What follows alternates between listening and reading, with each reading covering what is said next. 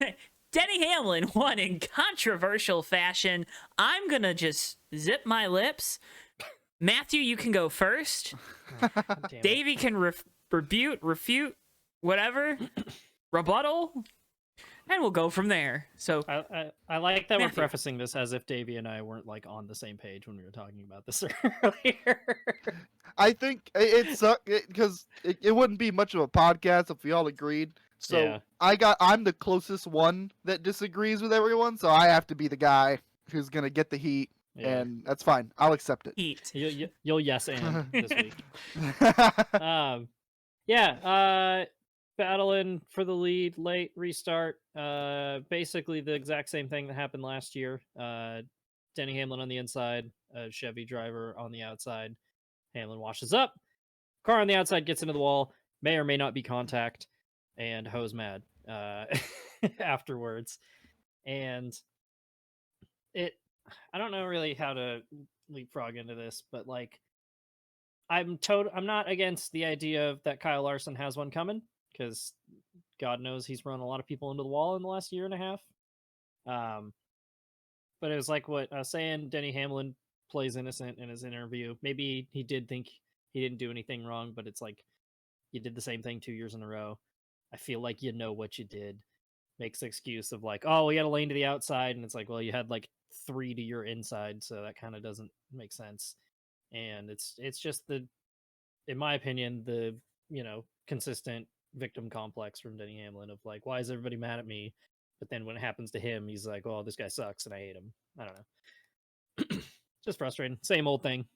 So I don't think there's a victim complex going on. Like, I don't think he's like, why is everybody mad at me? I don't think he's like questioning what happened. It never once felt like he was like under the impression that no one was going to be mad. You know, yeah, I don't think he ever worded it that way. maybe that's the wrong term, but it's like what I've said, where like Denny Hamlin very clearly wants to be the dude in the garage, the authority figure, and he wants people to listen when he talks. But when you talk that much and when you demand that level of attention, people are going to scrutinize everything you say and do so much more. So That's a fair point. it's hard. It's hard for especially fans, but it seems, and definitely from Kyle Larson's interview, which we'll get into, is that a lot of drivers push back on that idea because Denny doesn't seem to always practice what he preaches, it seems like. And it's not to say that nobody can run anybody into the wall. It's just like, if you're gonna wax poetic on your platform every chance you get, then maybe don't play dumb when you try to put somebody in their place, seemingly. Maybe he didn't try to put Kyle Larson in the wall, but he still missed the corner and ran him up the track. And either way, like, you can't play dumb in all of this. I don't know. It's just frustrating.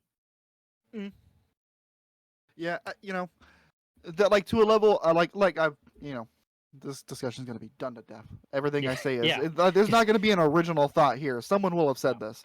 I just don't. I can't find the energy to get riled up about it because there's, race car drivers play media games every week. One of them does, and I think, personally, I think some of the discussion about Denny Hamlin thinking that like, oh, this is the way to do it. This is exactly how to be. I think some of that's a little overplayed, but I understand as well that it kind of comes back to that point that Denny Hamlin's going to be scrutinized because he does say those things. He does say those things. And let's say he doesn't say those things, but it is made into a bigger deal because it's him. Because Kyle Larson has run countless people into the wall, and it doesn't ever get nearly this much attention. And it largely flies under the radar. And I don't know, I haven't gone back and looked at every Kyle Larson interview, so I can't say whether Kyle Larson's taking blame or whether Kyle Larson's this or that. I think Kyle Larson just doesn't say anything about it. I think he just keeps his mouth shut in general altogether, to his detriment and to his credit in a way, because it leads to him kind of being able to fly under the radar and continue doing it. I mean, he did it twice in one weekend at Darlington, once in Xfinity, once in Cup. He's. I think that's. And he somehow. I don't want to move too far off topic, but my main thing is I don't see the need to get so riled up about a driver who may or may not be a hypocrite when being a hypocrite is a thing we see across all of racing. I hear F1 drivers contradict themselves within an hour of themselves. Like, it's ridiculous. But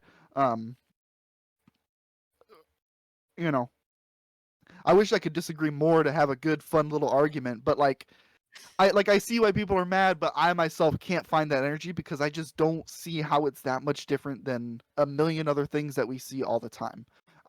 Same with the media comments. I don't see how it's that much different. And also, moving on, Denny Hamlin went on to say on his podcast that he doesn't love that he did it, and I think that is.